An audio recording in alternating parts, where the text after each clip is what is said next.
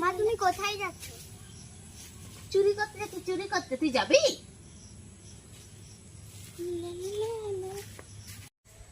ওরে মা তোমার কি হয়েছে? বসো বসো বসো। আর বলিস না বাপ, প্রধানের বাড়িতে চুরি করতে গেলাম আর সিকিউরিটি গার্ড আমাকে কি বারণটাই মারলো রে। প্রধানের বাড়িতে তো সিকিউরিটি গার্ড নেই। এবার প্রধানের বাড়িতে গিয়ে আমি জানতে পারলাম প্রধান সব টাকাগুলো ব্যাংকে জমা দিয়ে দিয়েছে। তার জন্য আমি ব্যাংকে গেলাম, যে যা হোক করে ফাঁক পুকুর দিয়ে ব্যাংকের ভিতরে ঢুকে গেলাম। দিয়ে যে দেখছি কি অন্ধকার, চারদিকে গুটগুটা অন্ধকার, কিছুই দেখতে পাই না।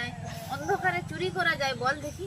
দিয়ে সে সিকিউরিটি দাদাটাকে বললাম, দাদা এত অন্ধকারে আমি কি করে চুরি করব, একটু আলোটা জ্বালিয়ে দাও।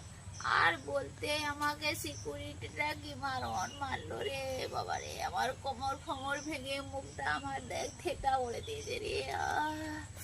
আর আমার অত সুন্দর সাদের চশমাটা ভেঙে চূর্ণ চূর্ণ করে দিল রে। কোমরটা গেল রে। কিন্তু আমি সেইটা বুঝতে পারলাম না, আমি প্রধানের টাকা চুরি করতে গেলাম কিন্তু সিকিউরিটি গার্ড আমাকে কেন মারলো।